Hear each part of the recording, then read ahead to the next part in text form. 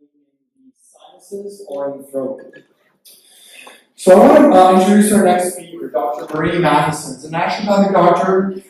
She completed her doctorate of naturopathic medicine at Boucher Institute of Naturopathic Medicine in BC. Has a busy practice in the Ottawa area with a clinical focus in Lyme disease and tick-borne illness, complex microbial infections, pandas and PANS, autism, and autoimmune conditions. She's a member of ILADS and has completed the ILADS physician training program, which is very prestigious, with Dr. Charles Ray Jones in Connecticut, one of the top pediatric Lyme disease practitioners in the U.S. In recognition of her leadership in the field of Lyme disease and associated co-infections, she has recently been featured in a chapter of a book called New Paradigms in Lyme Disease Treatment. Top 10 doctors reveal their healing strategies at work. This is what the book looks like. I've read it myself, I've tabbed it a couple times. I think it's actually a wonderful resource. As a clinician, I got a lot out of it. And there's 9 other colleagues of ours, medical doctors, a couple chiropractors from the States, from Germany as well, that are really, really focused on treating chronic infections. So, without further ado, I'd like to welcome Dr. Matheson to the podium.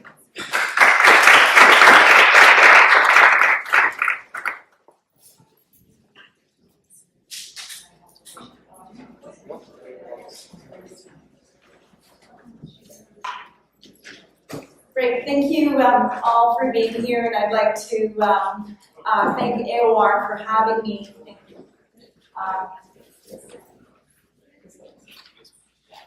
I'd like to thank AOR for having me here today, hosting me here, to be able to share a lot of the knowledge that I have run globally to try to find and to try to concisely put it together for you today. The way I've done it, I wish I had learned this way. So I wish when I have been learning about Lyme and co-infections that it would have been stated in a much more clear and concise way. So I hope that you get a lot out of tonight. Before I begin, I'd like to give gratitude to my patients. Because if it wasn't for my patients, and specifically the sickest ones, the most challenging ones that I have, I would not be persevering. I would be not continuously trying to find solutions and treatments in order to help my patient population. Our practice treats some of the sickest people in Canada, and they are very needy. It is very challenging at times, but it is the most rewarding work. And when our patients get better, it is like Christmas Day. I got into Lyme, and it's a personal story. My niece got bitten by a tick. And following that, my children got bitten by ticks. And so with treating my family members, it set me on the pathway to helping a great majority of this population. I think as naturopathic doctors, we are on the forefront of treating Lyme and these co-infections. Most patients fall through the cracks. Most patients see about an average of 15 doctors before they walk into my door. A patient I saw this morning said to me he thinks he's cost the system $50,000 after 6 or 7 MRIs, lab work, and so on and so forth. So we can really do a lot to really help these patients. So I do like to say that I don't like to specifically say I treat Lyme and co-infections. I mean, that's how people see me, but I really like trying to find infectious causes of chronic illnesses, because I think all chronic illnesses stem from some sort of infection, along with other things that we'll talk about. I use auricular medicine, so oftentimes people will come back with a positive mycoplasma or chlamydia pneumonia or a Borrelia or Babesia. How do you know which one to treat first? So auricular really helps triage my treatment process, my assessment, and prevents me from treating my patients like a cookbook. And of course, I trained with Charles Ray Jones, who is how I think and why I think I treat children so well and successfully. So our goals tonight, give you some Lyme stats, stages of blood meal, vectors of transmission. So it's not just a tick bite. I want to really spend some time on clinical presentation, some of my clinical pearls, and of course considerations with treatment. So I won't spend too much time here, but we know it's a bacteria. It's developed in Lyme by William Dorfrey, as Dr. Arvin stated. This is our chief host this evening. Stages of Brugmeal. The reason I put this slide up is because all of the ticks you see here can infect you. So from the nymph to the larva to the adult to the male, they all can infect you. So oftentimes your patients will come in and go, oh, Dr. Marie, you know, it was just a tiny thing. It was just, you know, size of a poppy seed. Doesn't matter whether it's the size of a poppy seed or whether it's really engorged. As soon as the tick attaches, there is risk of infection. So it is, I call it this pandemic, epidemic. I feel, I was telling Paul when we were chatting earlier on this evening, that this is like a rumbling storm that's happening. I'm at the beginnings of it, but it's just going to get bigger and bigger, as Armin is seeing in Germany with his lab testing. We are seeing patients on a daily basis, and every year I tell my staff and my husband and my quiet moments, I go, I think this year, every New Year's, I think this year's going to be better. I think that we've got a handle on this and that there'll be less tick bites, but it just keeps getting worse. So I often also hear from practitioners and from patients, you know, I don't live in an endemic area. And I say, well, guess what?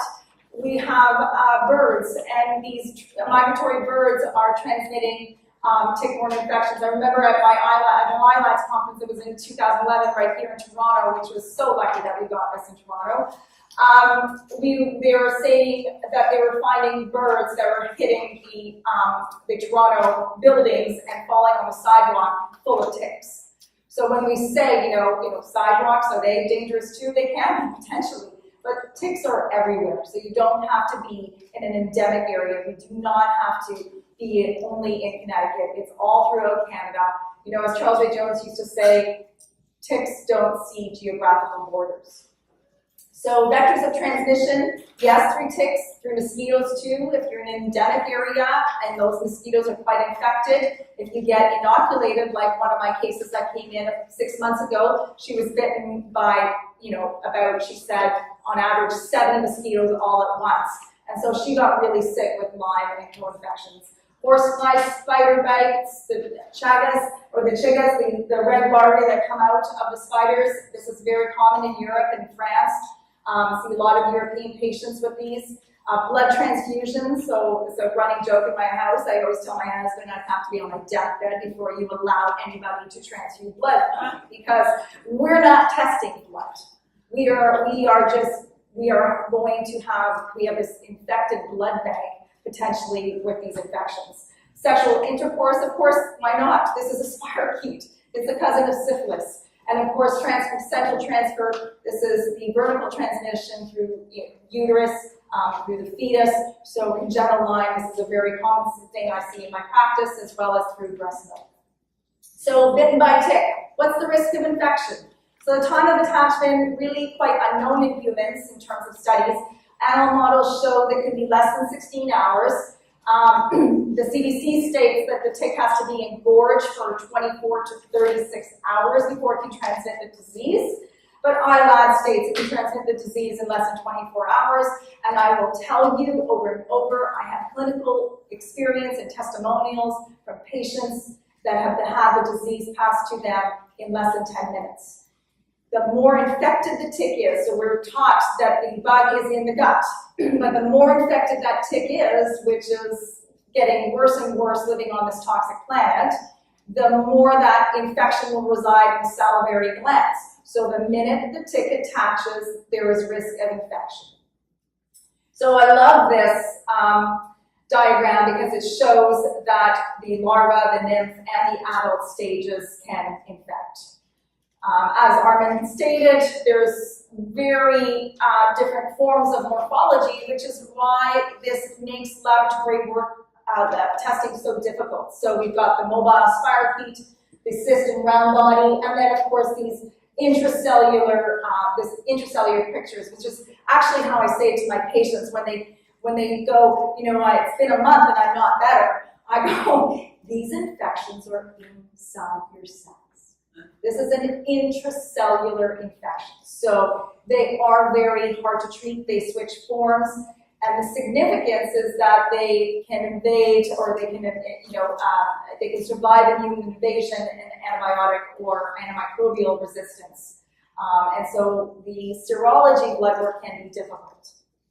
So as Armin stated, it is a great imitator. It varies its shape. There's co-infections involved that complicate things, comorbidities of endocrine and immune system imbalances already, and of course the biofilms. So biofilms, the simply way I talk to my patients about this is that they're mucilaginous layers, much like a cocoon around a butterfly, and where they're made out of carbohydrates and fats, viral, bacterial colonies, as well as yeast, and they can communicate with each other with a language called quorum sensing, and orchestrate a slew of inflammatory cascades behind closed doors.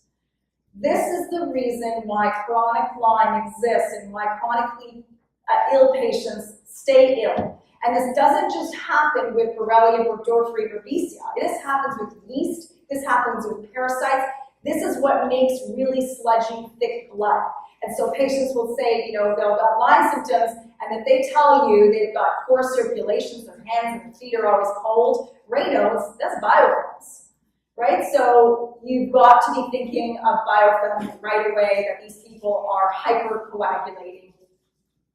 So how do we diagnose this? We do a careful history. This is what we do as naturopathic doctors best. This is why we spend an hour and a half with our patients. We don't just take 5 minutes. I can get so much out of a clinical history, and I can actually figure out the case. I do the lab testing so that I dot my I's and cross my T's, so that if I ever get investigated, I've done everything right. But I typically know what's going on with my patients before even the lab testing. The lab testing is just to confirm. It's a confirmatory test. The lab testing, I tell my patients, in other words, is also for them to believe that they're on the right track, that whatever comes out of this, we're going in the right direction. And if the treatments are like a roller coaster, which they always are, you're up one day, you're down one day, you're feeling so great, you see yourself getting better, then you're down, then you've got the testing to validate the treatment. And of course, laboratory diagnosis, but I am not going to spend time on that this evening because Armin did a great job of that. So we want to do a review of our systems, looking at peculiar systems. So, a patient last month told me that he's got right testicular pain, like literally down the center. It's on the right side, and it comes and goes. This wandering pains, or the meds for an existing diagnosis aren't really working. Do they have risk factors of infectious diseases? So, was there promiscuity at early teenage years? Do they travel to Africa? Are they exposed to these types of infections? Community exposure, do they have pets? Have they seen ticks, or do their dogs or their pets have Lyme disease or had a diagnosis? Have they been bitten or scratched by a cat? So Bartonella is it's actually called, as we learned in school, cat scratch disease. So oftentimes I have seen quite a few cases, not many, but a few cases of pure Bartonella disease, Bartonellosis, due to a cat scratch or a bite, and of course, insect exposure, as we mentioned, history of exposure, do they camp, hike, bike, trauma, that can elicit. Why? Because they'll say, I don't understand when I'm sick, I just got a car accident and I've never recovered since, and I've got wandering joint pains, and you're going to seem confused, and you're not going to put it together. But then you're going to ask in your clinical history, which everybody in this room, if you don't already have it on your intake form, I want you to go home this weekend, redo your intake form, and ask, have you ever been bitten by a tick? Because you have no idea how many cases you will miss. And this guy's coming in for depression and mood swings, and he says he's been bitten by 5 ticks in 1980. So knowing that can really help, because they'll say, ever since that car accident, that I've been really sick. Why is that? The reason that happens is because of biofilms. So biofilms can get perforated by epinephrine, norepinephrine, cortisol response, but they can also get shaken and awakened by an actual trauma. So they'll say, I fell off a horse, I got this concussion, and this concussion doctor's been treating me for years, I'm not getting better. Right away, boom, boom, boom, Lyme, or co-infections. So we want to always have that on the back of our minds. Surgical or dental procedures, why? Surgical because they go under, and when you go under, your immune system falls asleep and the infections can take over. So oftentimes they awaken and they wake up with wet night sweats and they run down the whole sequelae of cascading symptoms. Dental procedures, of course, and then of course toxin exposure. Some patients tell me that they used to play with thermometers as kids, so I mean that will have illicitly play an impact on their recovery. So always have a high level of suspicions. A patient comes into you in July and they've got flu-like symptoms. That's a little strange. So you want to be thinking if they've got neurological arthritic myalgias, these should come to mind. So trick question, which of these are EM rash? All of these rashes walked into my office. I don't have a laser, but this one right here is my son Sawyer's. So they're all EM rashes, right? So we've got the typical bullseye rash right front and center, but all, and sorry, in the lower right here, but they're all EM rashes. Some of them hurt, some of them don't because of the plethora. The tick bites with an anesthetic called plethora, and that numbs the pain, and some of them do hurt. I can tell you my son's rash really hurt, and if I had just focused on a bullseye rash, he'd be really, really sick today. So, fact buster, 30 to 50% of patients get the bullseye, but in my experience, only 10% of patients have a bullseye rash in clinic. The CDC in 2016 said that all patients present with the EM rash. Diagnosis should not be based solely on the presence of an EM. Really don't want to focus on the target lesions because guess what? The 3 strains are positive: Borrelia burgdorferi, Miyamoto, and Starr. So you didn't get bitten by those 3 strains, and we know of at least 300 here in North America, probably, 1,200 or more nationwide, then you will not get a bullseye rash. So we need to stop focusing on the bullseye. The typical headaches and arthralgia, myalgias, swollen lymph nodes will come out. Then when they disseminate, they'll go more into cardiac neurological symptoms. And then we complicate it with co-infections, and that just makes a pool. So those are some of the infections I stated, but this is really what most of my patients come in with. I love what Dr. Richard Horowitz stated in his book, Why Can't I Get Better? Multiple Systemic Infectious Disease Syndrome, MSIDS. So this is how I like to portray it to my patients. I say to them, really, I know you came in here for focusing on Lyme, but you know what? The 18 yeast infections you had as a teenager, the parasite you caught in Africa, eating ant larvae when you were 4 years old, I kid you not, that happened. These are all complicating, and Lyme is like probably the least of your issues. You've got multiple infections making you sick. It is not just focused on Lyme. And so we know that, a lot of the ticks have one organism, but most patients I see have at least 3, 4, or more infections, if not 10. As you know, as I really value Armin's integrity because I could test everything under the sun, but there comes a point where there's an expense to a patient. And so the point, some of the learnings I would like you to learn tonight is that you can figure out a lot of things. You've got to do some preliminary testing, but you don't have to test for everything. There are some patients I will tell you, you get a better bang for your buck if they have these symptoms, and I'll point that out. So co-infections, ticks were found with at least 237 bacteria in them, along with viruses and co-infections and parasites. So, they are nature's dirty needle. So, yeah, I actually wrote an article on that. I have it in my office for patients to take with them. So it is difficult to diagnose. There's limitation in testing, of course. The symptoms manifest upon which infection is dominant in the body. So all of a sudden you're thinking you're dealing with Lyme, and all of a sudden they wake up and they've got, they're trying to change their eyeglasses all the time, and they've got pain in the soles of their feet, and they've got these sores starting to come up, and you're thinking, oh my God, is this Bartonella that's coming up? Symptoms are always trying to teach us something. It is a product of our immune system trying to fight. And I really like to look at it as a gang warfare analogy in treatment approach. You can't just treat one infection. You've got to multiply treat many infections at once. They hang out in gangs. One will present in the circle first, and then you think you've got it, and then the next comes in. And it comes in as these layering effects. So let's start with Babesia. So it's often overlooked and really hard to prove on paper sometimes, but I do call this North American malaria. So you'll have the same sort of symptoms as you see in malaria, these vicious night sweats. So you'll see them, and sometimes it's hard with a 60-year-old, and you're wondering, well, is this menopause or night sweats?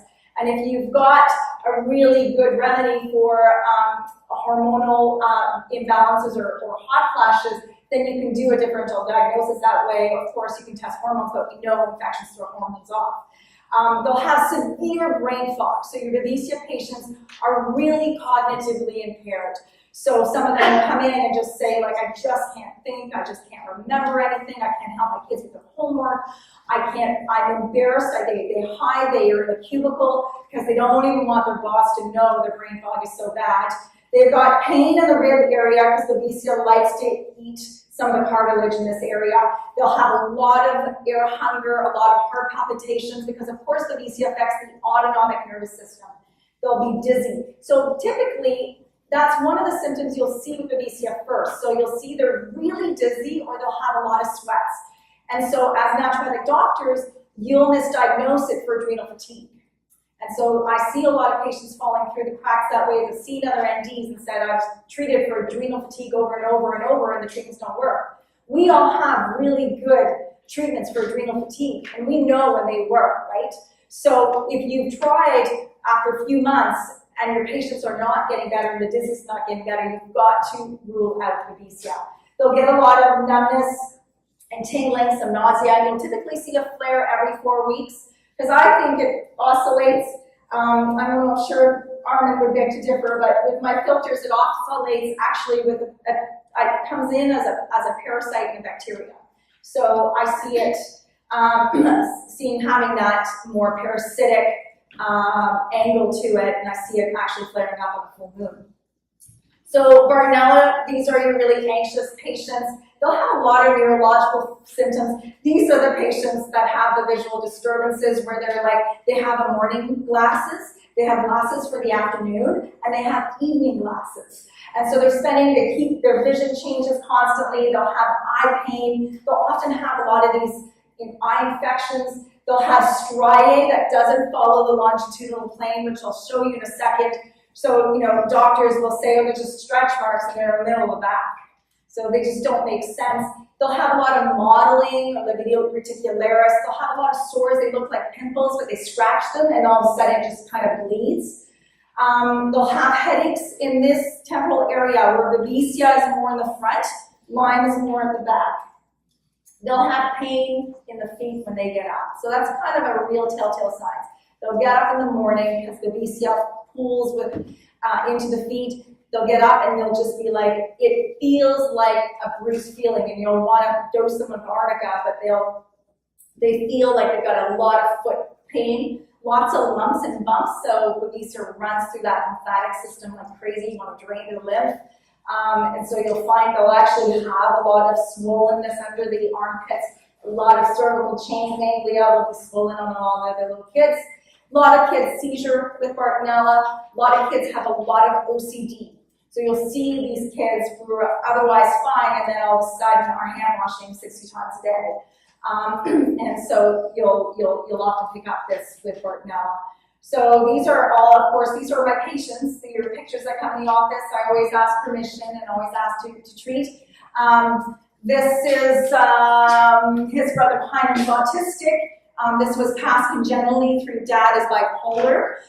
This is the second born. I started treating the youngest little girl with Bartonella, so they all three have Bartonella dominant symptoms. But there you go with the striae right in the back. So those are not stretch marks. This is a 17-year-old football player.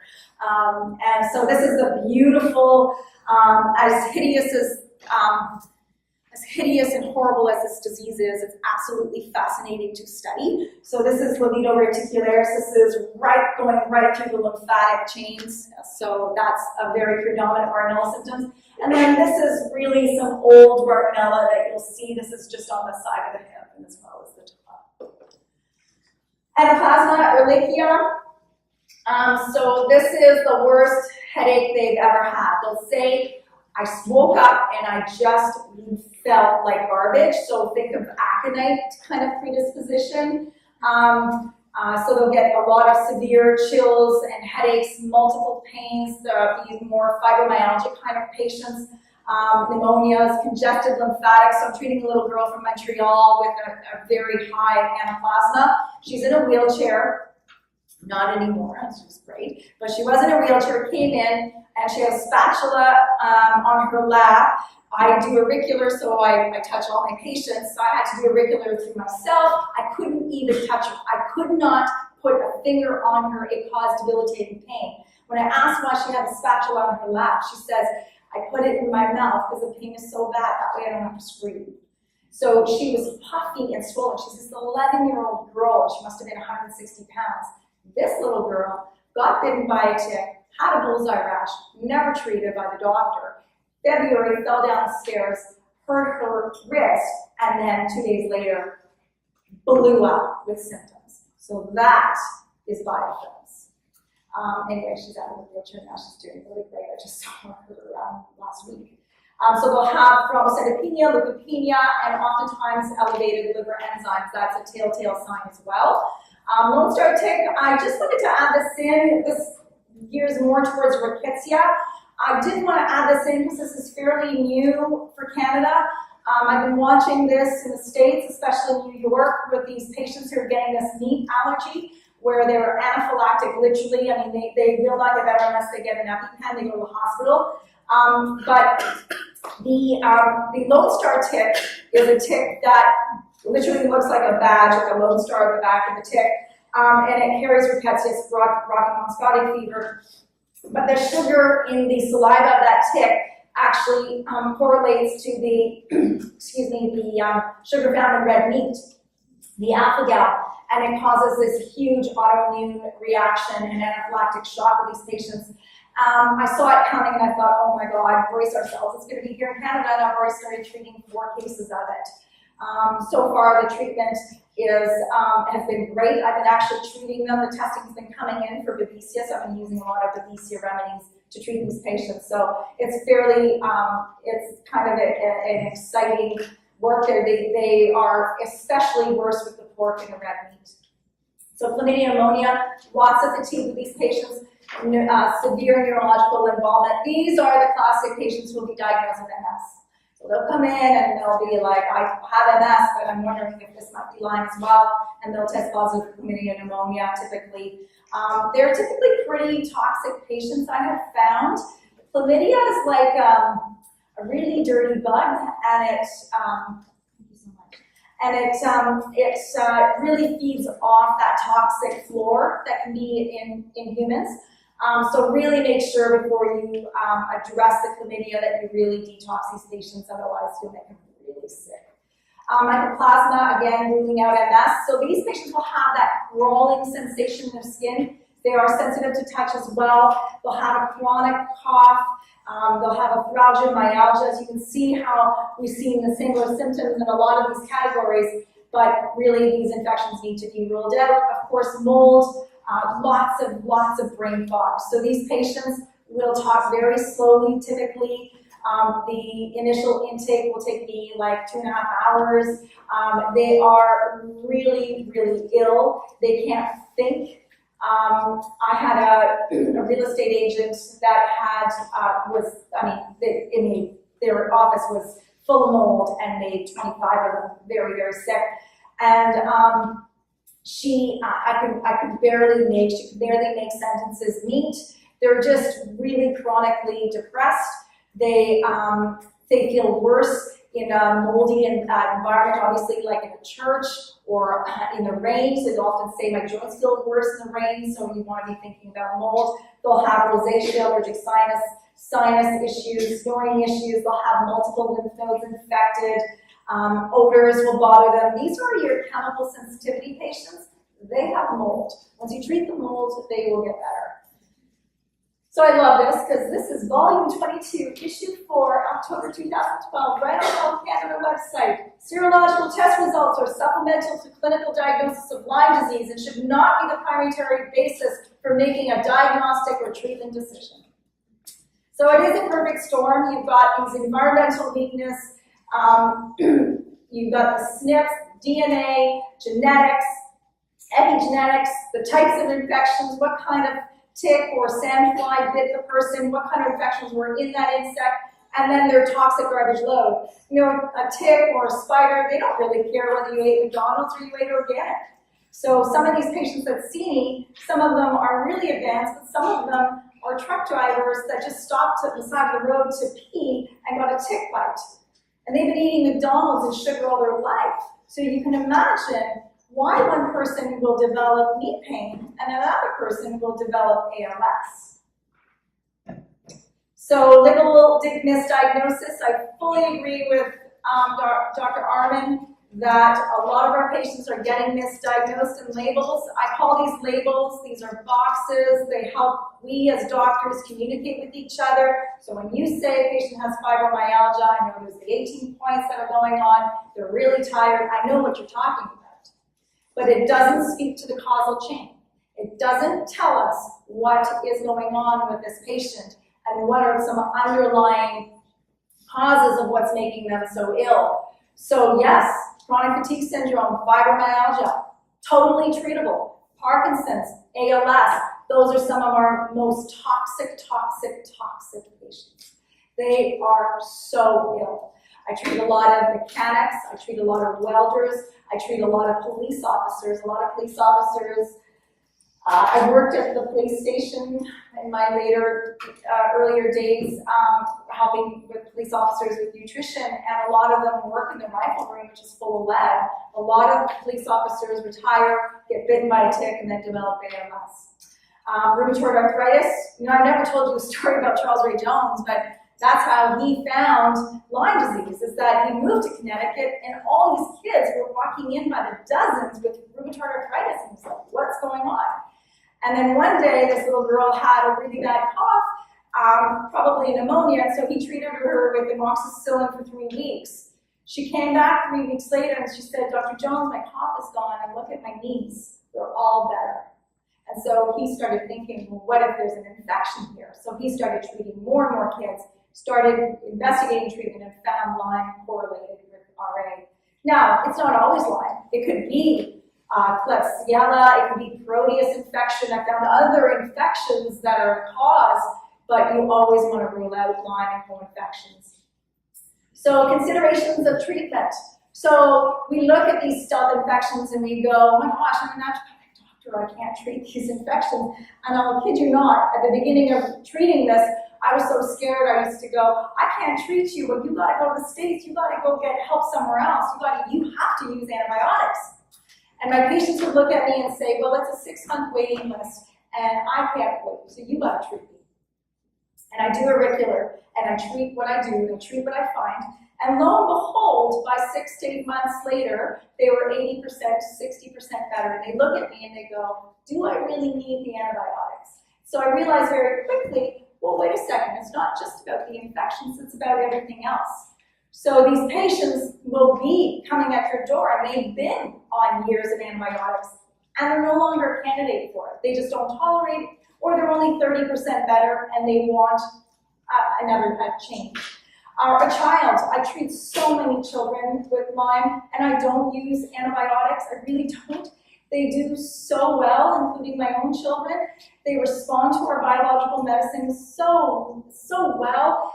These children with Bartonella, the OCD goes away. They stop washing their hands. They stop having anxiety. They can actually, a lot of these children, a lot of the Lyme children you'll see are homeschooled not by choice. They're homeschooled because they can't function in the school system.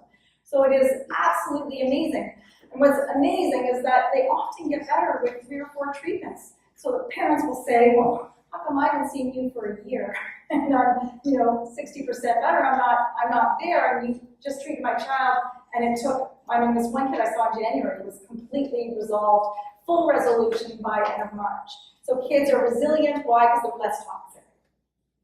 A patient who can't handle antibiotics or a history of severe fungal C. diff infections, Crohn's colitis, I just tell them flat out, you're not going to do well with the antibiotics. And of course, there are patients of ours who just prefer our medicine. And so they don't want to do the antibiotics because it does mean years. It means years of treatment. So these are some obstacles as Armin presented in his own way. This is how I presented. If your patients have mold, they won't get better. You got to look at KPU and SNPs. You got to look at their diet. Patients tell me, I have to follow a, whatever gluten-free, sugar-free diet, and I know I have a, wait list. Patients come in, I guess, waiting until January right now to see me, and that patient who left this morning will go home and tell their friend, she put me on a gluten-free sugar diet or paleo diet, and that patient, by the time they see me in January, they will be 30% better, and they will not have done anything. They will not have treated the infections or done anything else. So we know, I'm preaching the converter, diet's important, detox pathways, yeast, parasites, viruses, these are really stealth. Other co-infections that I find with patients that need to be treated, especially those with chronic fatigue syndrome, and as well as adrenal fatigue. So which healing diet? I won't go through all the diets per se. Generally speaking, gluten-free, sugar-free at a very minimum. SCD, although I've found that it's just not deep enough for those who have severe dysbiosis, I lean more to a GATS diet. But then patients do that for 3-4 months and they get overwhelmed. It's a very high maintenance. I do every diet I ask my patients to do. And I did every diet for a minimum 6 months to 8 months. Because you cannot tell your patients to do a diet if you haven't done it. Because they will ask you, where do you get this, or how do you make this, and my sauerkraut, this didn't work out, how do you do it? And I can answer those questions. They will see right through you. Wall's protocol, or Wall's diet, this is Dr. Terry Walls. She's brought up the paleo concept and included a higher fat to it. My friends and I think that she's got Lyme, potentially. Maybe she does, maybe she doesn't. But the point is that every time she gets off her diet, she'll state in the book that some of her numbness and tingling and symptoms come back. Oxalate diet, I'm not a huge fan of this. This is an issue with yeast, so just deal with the yeast and you'll get them off the oxalate diet. Of course, if they've got clear food sensitivities, you've got to remove those. They just won't get better with that. And the membrane stabilization diet by Patricia Kane. So Patricia Kane's a researcher who really believes in ketogenic type principles, but using high omega-6 and PC, phosphatidylcholine. So still don't know which diet to use. I advocate mostly with patients, paleo, sugar-free. I'm a big fan of stevia, so kills cystic forms of Lyme disease.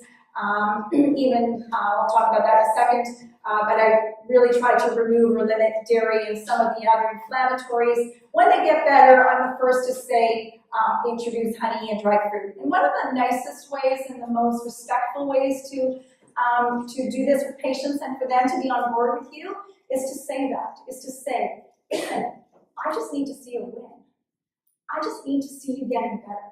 Once I see you getting better, I'll be the first. Just remind me. Say you want to have honey or you want to have the odd glass of wine. I'll be the first to do that because we're not using antibiotics. So for the most part, then they can typically tolerate it. But what would happen if you didn't put them on a stricter diet and they didn't get better? Then you'd analyze and spin in your head. I know I already do this at night, so I do it even more. Like, what did I do? What did I do wrong? Is it because I didn't do this or this, that? At least I know that fundamentally, if something goes awry, then I can go through my checklist. Most of the time I start with diet and go, have you been gluten-free 100% and sugar-free? And most of the time I go, you know what? The day I relapsed, I had chocolate cake. So it's easier to get them back on track that way. I'm a big advocate of eating real food. Nita Plank is my savior. It's my Bible book. I love that book. Fully organic, local, seasonal foods, really non-GMO. GMO alters gut bacteria. You will not help your patients get better. You're going to damage your gut even more if you really don't push the non-GMO. Lots and lots of good fats, because our Lyme patients tend to lose a lot of weight on the diet. So making sure that they're having lots and lots of butter, especially the kids. The kids need butter. They don't need olive oil. They need lots and lots of butter. Hemp oil, coconut, avocado, and lots of phosphatidylcholine, as well as nutrient-dense foods like bone broths, egg yolks if they tolerate them, naturally fermented foods if they don't have too much yeast. So this is a study that showed that Stevia had significant elimination of Borrelia, spirochetes, and persisters. Some people will argue that this was an in vitro study, but I can tell you clinically that the little kids in my practice, once they come home with the recipes that I give them on Stevia, they'll tell me, Dr. Marie, I hurts really bad. I hurts really bad and then I got a lot better. I hurts on that chocolate bar that you told me to make that has a lot of Stevia. So I know it works. I know that Stevia is an integral part of the treatment. So limiting grains and dairies, easy to digest food. Not only is it easy to digest, but it's affordable. Lyme treatments are expensive. Lyme patients have spent countless and countless amounts of dollars, not only by seeing many different doctors, trying different treatments. So at all costs, when I can get them to make soups, stews, and chilies that they can freeze, I tell my patients for support when your family says, okay, we've just been diagnosed with Lyme or co-infections, and I need help, ask for Christmas for people and family to make food. This is a really good gift. And of course, addressing food sensitivities. Gold standard for mold, if you want to dig into this a little deeper, is Richie Shoemaker. I really like Neil Nathan. I think Neil has brought some of Richie Shoemaker's that's a little bit more palatable. But as a gold standard, Richie's work is excellent. No matter what you do for Lyme, if your patient has been exposed with mold and you don't address the mold, they will never get better. If your patients are living in a moldy house, you need to tell them to get out.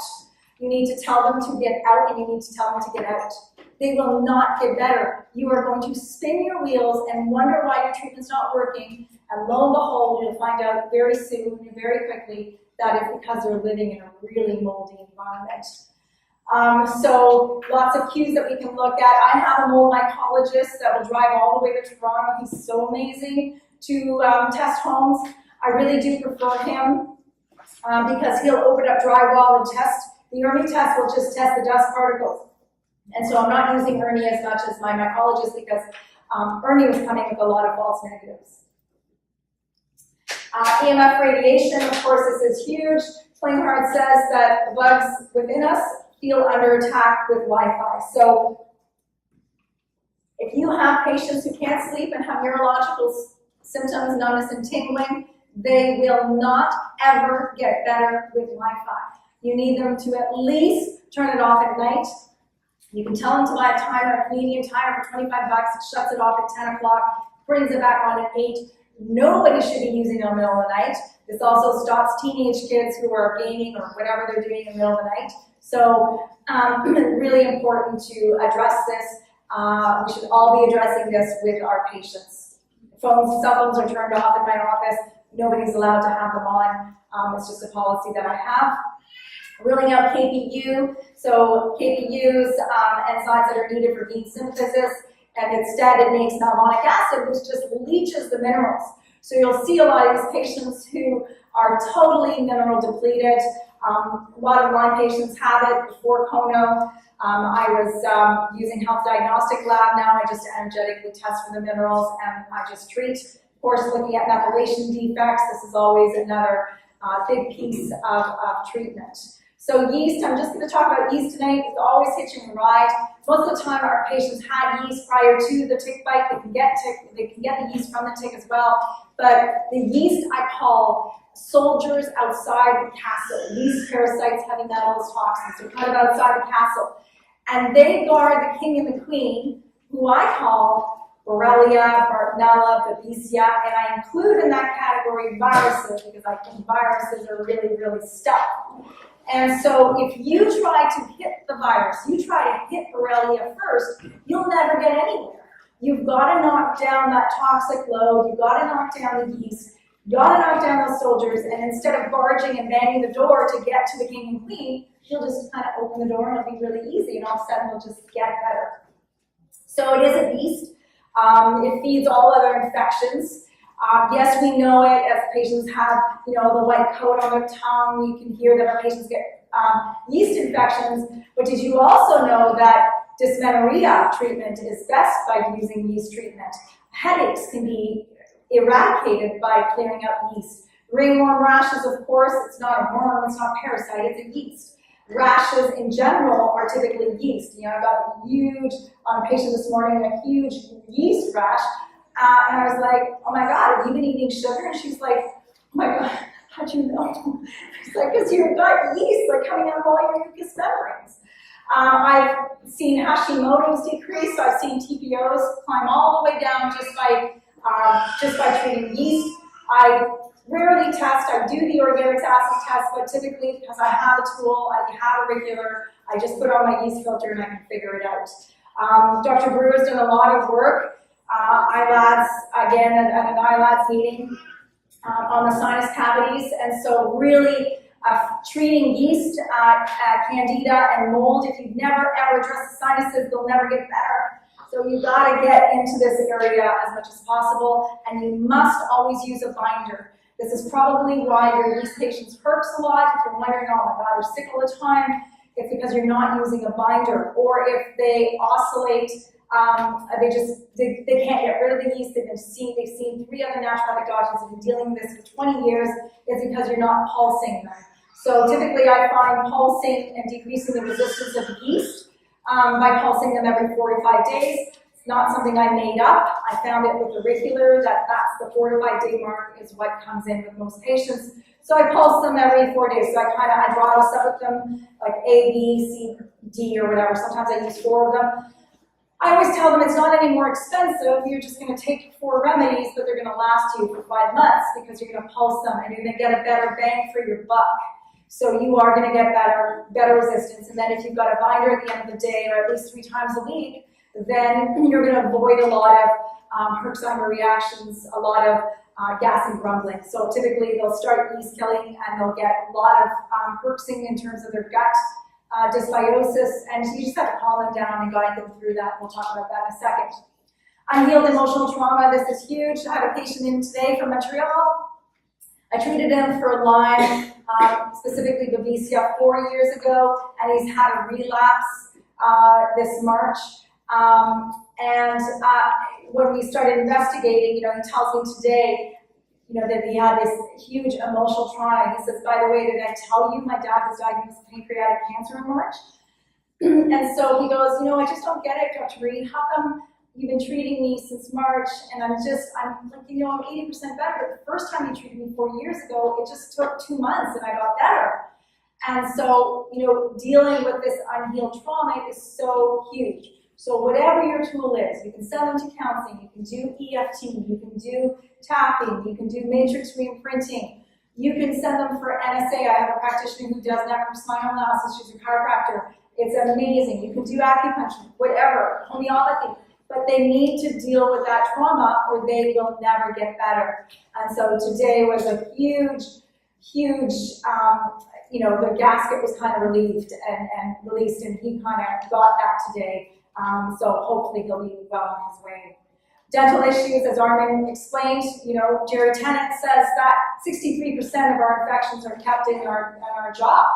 So these cavitations, these root canals, they harbor, these are dead spaces, and infections just love to go there. Lyme just follows I call it Achilles heel. So it just finds where you have this genetic or this weakness in your body, and it just kind of takes over. So we really want to address the sinuses, the teeth, and making sure that we send them and refer them out to an appropriate biological doctor. So considerations for treatment. Diet, as I explained, sleep. If they're not sleeping, they're going to have brain fog, and guess what? They're going to be tired. So you got to get them to sleep. So you got to use whatever tricks you have in your office to get them sleeping, whether it's passion sleep, valerian, melatonin, whatever it is. If they get groggy with melatonin, it's because they're leaching out metals. So you might want to consider a binder when giving with the melatonin. Cleaning up the exposures in the home. So that's including personal care products. So I have a scent-free policy in my office. I'm sure all of you do as well. I will not accept a patient who's wearing perfume. I will send them home. I have many patients, so I go through, I have this handout that's like, 12 pages long to help patients guide them through the treatments. And I had this one patient who I would have missed if I hadn't gone through these details. We think that our patients are going to do it, but like I said, patients are coming from vast majorities of backgrounds, so they're not necessarily healthy if they get bitten by a tick. So this woman said to me, I didn't know I shouldn't be wearing perfume. And I said, what do you mean? She goes, Dr. Marie, I don't wear perfume when I come to see you, but I wear it 5 times a day because it's the only thing that makes me feel good because I'm feeling so ill. Well, as soon as I took the perfume out, guess what happened? Her migraines went away, her bowels started moving, she just started to feel a whole lot better. So sometimes it can be some of the simplest things that we think that we're overlooking, but we really have to make sure. And this is why just have it in writing. You can't think of everything in a 30-minute visit or in an hour and a half or 2-hour initial. You gotta have it written down.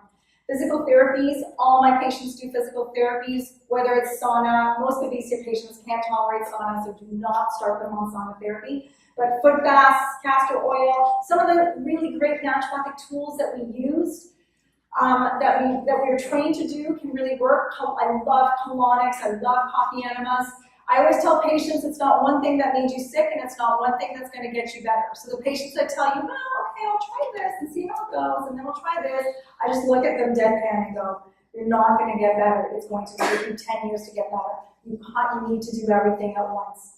Bowels, so this is a really big thing, not for you guys, because you guys are smart and intelligent naturopathic doctors, but you have no idea how many people come in after 6 months, a year of treatment, and they have a bowel movement every 2 weeks or every week, and they've been on 6 different antibiotics. So how do you expect to get better if your detox pathways aren't working and they're herpsing all the time and not feeling better? So I love, the probiotics and stuff we all know. I typically use FRC or some sort of buffered C because it's really cheap. I try to focus things that are cheaper for patients and then spend money on things that are effective and more geared to treating the infections. If they have strong constitutions, while I'm waiting for test results, I'll go right in for yeast killing. Some of our Lyme patients, my Lyme patients, I just want to say, a lot of them are the most intelligent people. They're the most intelligent, well-versed, well-researched patients you'll ever find. I mean, they'll make you feel like you don't know anything. They're really smart. They've had to fight the fight themselves. They've had to do all the research because no doctor will help them. And so a lot of them are, typically, I'd say 50% of my patients are gluten-free, sugar-free, yeast-free by the time they even walk in. And so if they're already doing that, then I'll start them right away on yeast and parasite killing.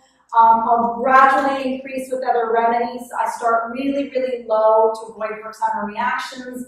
And then if they're noting improvement or not noting improvement, to increase or decrease the dose. I really listen to my patients. And I'm going to step out for this because I really think this is an important piece. I think our patients know the answers and our patients know how to get better if we listen. Most of them have had traumas. Most of them have been traumatized by doctors' offices.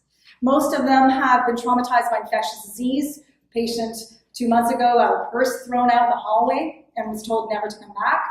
So their human spirit has been broken.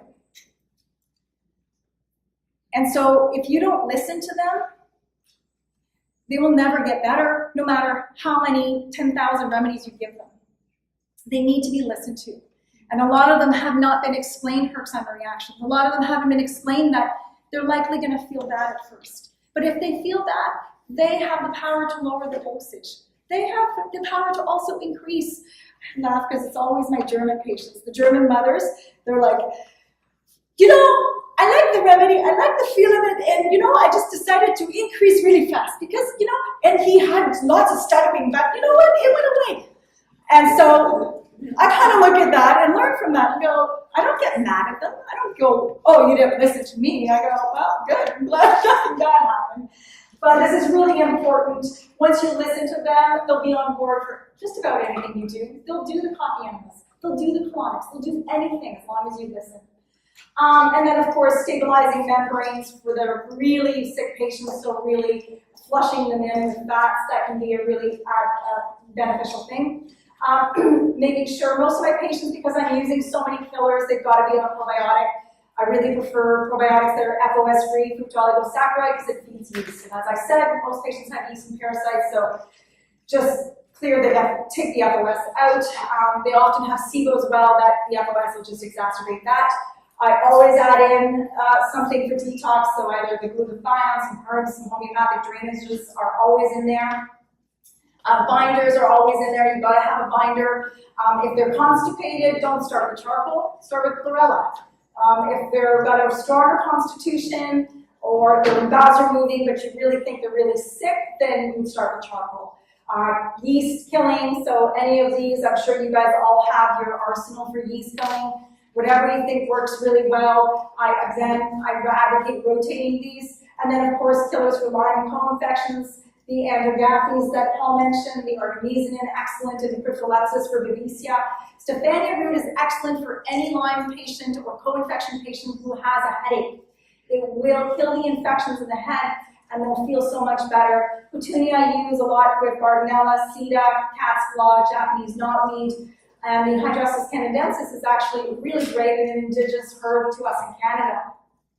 Biofilms, so these are some of the ones I like. I really like the cistus. This is a herb commonly found in Greece. Can be very good. And essential oils. So this is the hot new thing with our patients, right? They're like on doTERRA, and so back like 5 years ago, it was so hard to convince a patient to use essential oils. They'd be like, oh my God, are they toxic? So now it's so easy. Every patient of mine is already using essential oils. Essential oils have benzene rings, and guess what? The benzene rings perforate through the biofilms. And so it's kind of like a Trojan horse, because it's got fat, it absorbs the biofilm, goes, ooh, there's fat, and then again, the benzene ring gets into the biofilm and it implodes the biofilm from the inside out. So essential oils are great because you can apply them topically, so for really sensitive patients, this is a nice way to use essential oils. Or if cost is an issue, then you can get them to apply essential oils on the body, and then you use your killers, your binders, and your detox aspects. And then, of course, if herxing is so bad, then you want to look at some curcumin, lion's mane for neurological nerve pain, and of course, quercetin. And then you always want to be thinking about nutritive factors, so minerals, electrolytes, adrenal, thyroid, and IV support. So I'm always looking at all of these aspects with patients. I kind of that is all at once. I don't believe in just treating one infection. I think that if you think that you're done treating Lyme and you pull that out, well, you're going to get a big surprise, because all of a sudden they will start going, my knee pains are back. And a lot of these arthritic neuralgia symptoms come back. So I really like the analogy of climbing up with different antimicrobials. And so I'll start with some babesia treatment, and I always go low and slow. So I always say to them, just start with a little bit of this one, and then move to this one, and then move to the next one. I never start everything at once.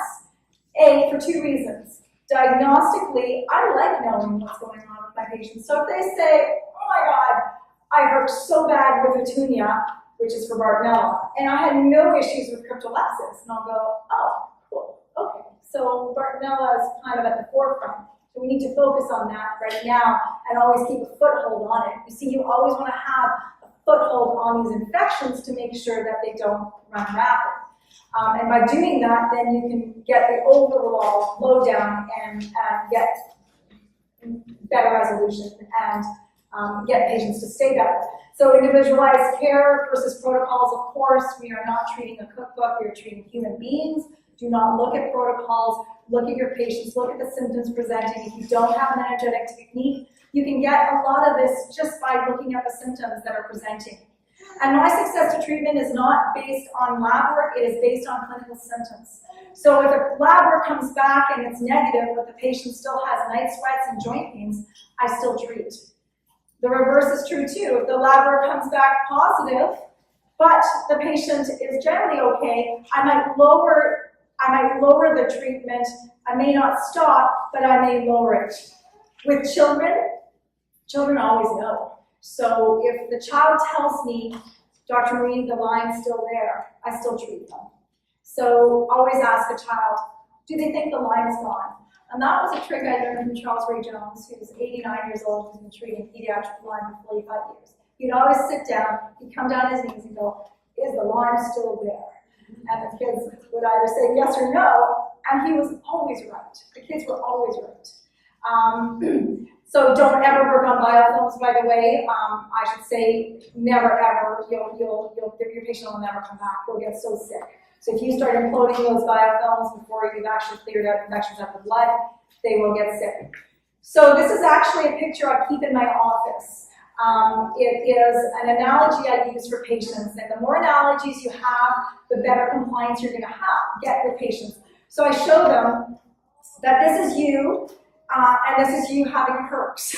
This is what a die-off reaction means. You've turned on the faucet, and the infections are not getting through because your drain is blocked, you're not detoxing, and so you're getting this overflow. So a herpes reaction is actually truly, you're not detoxing the bugs out.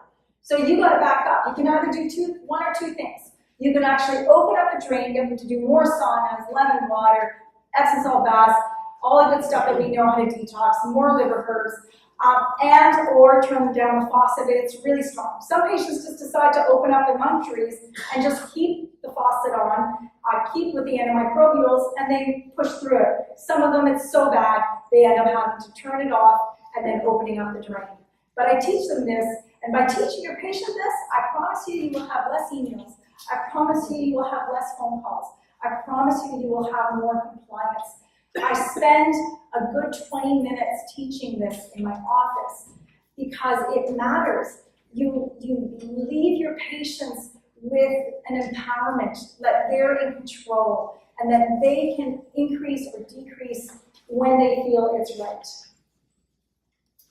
So my husband and my kids, we're all avid mountain bikers. We have a cottage in a Lyme endemic area. That's where my child was bitten. And so I don't live in fear, but I'm a really cautious mom. So I used to do scavenger hunts with my kids, and I don't do that anymore. My kids mountain bike, but we stay on trail. We hike, we enjoy nature. I mean, this is why I think, we're naturopathic doctors. This is what we love. But we have to walk to our beach, and we're like Little Red Riding Hood. Our family takes the long way around. We don't go through the long grass. It takes us longer to get there, but we get there, and the kids are used to it now. If your kids are soccer players, the best is the soccer socks. So I just get the kids to put their soccer socks, put them on top of their pants. I buy sun shirts for my kids.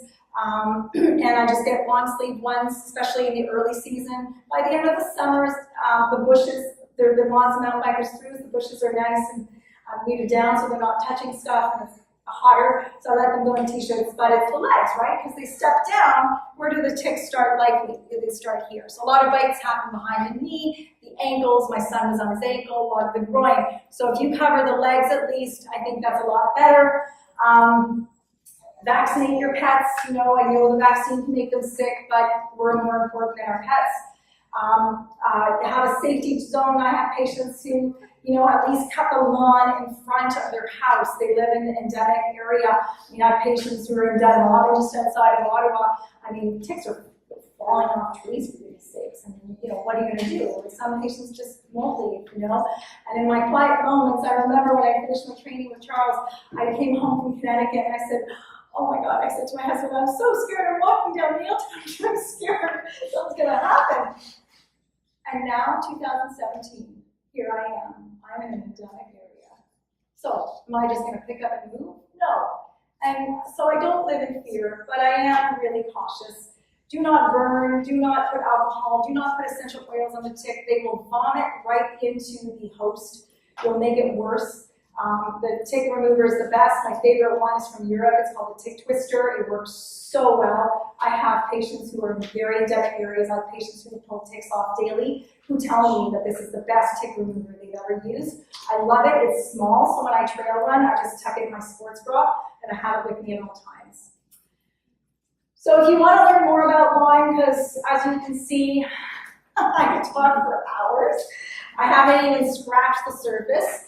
I've been asked to speak at the NSNC in Nova Scotia in Halifax in October. This will be, if you can make it, I think you'll really enjoy it. I'm speaking for a good 4 hours, so I'm really going to go into details. And coming out of that, you'll have a really good knowledge on how to treat these infections. I'm also on the board for the Forum for Integrative Medicine, so that is an annual conference that I think is the best conference you'll ever go to in your life. This is not just about Lyme. It is the equivalent to IVADS, but it's more geared to natural medicine. So you will see physicians, naturopathic doctors, chiropractors who are treating chronic infections mostly naturally. And so you will learn so much more. And again, as I mentioned, it's not just about Lyme, and I'm speaking there as well in Chicago, and that's in April. I also left you with a bit of a insect repellent that I advocate to my patients, a natural one. Again, using a lot of essential oils. I really like the sesame oil. The sesame oil is key. A lot of our patients are getting bitten in Cuba and Dominican Republic. Dominican shares the island with Haiti, and so a lot of these ticks are quite infected. And so the sesame oil actually prevents these salmon fly bites. These are my lovely children who are often pounding the pavement with me and advocating for Lyme disease. I just want to thank you all for being here.